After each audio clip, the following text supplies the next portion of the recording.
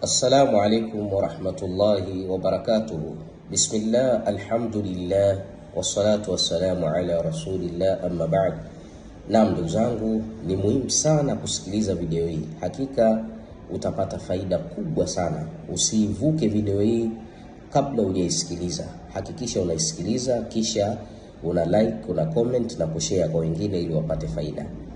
Hakikisha usivuke video hii.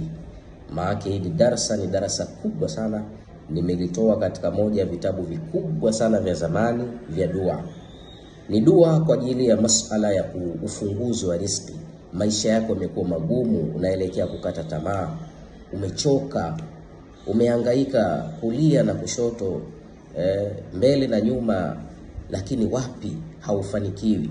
Cha kufanya, soma dua hii, fanya taratibu hii ambayo nitakuelekeza, utaona mafanikio na ufunguzi mkubwa sana katika maisha yako. Cha kufanya, utachukua udhu, utaswali raka 4 kwa taratibu ifuatayo. Na inapendeza swala hii uiswali wakati wa dhuha, ule muda wa saa 3:30 asubuhi mpaka mida ya saa 4, saa 4 kamili mpaka saa 4:30 mpaka saa 5. Huo ndio muda wa dhuha, ni kabla ya kuingia swala ya adhuhuri. Cha kufanya, utaswali raka 2 katika hizi 4. Utaswali raka 2 za mwanzo, utasoma surati al-Fatiha mara 1, kisha utasoma surati al-Ikhlas mara 10, kul huwallahu mara 10. Raka ya pili utasoma surati al-Fatiha mara 1 na surati al-Ikhlas kul huwallahu utasoma kwa idadi ya mara 5. Utatoa salamu, utasimama tena, utaswali raka 2 nyingine kwa mtindo kama wa mwanzo. Kisha utakaa chini ukiwa umeelekea kibla, utaleta istighfar kwa idadi ya mara 100. Kisha utamswalia mtukufu wa daraja mtume wetu Muhammad kwa idadi ya mara 100. Baada ya hapo utatamka kalimatu tayyiba, neno lilokuwa safi lilotukuka, nalo ni la ilaha illa Allah.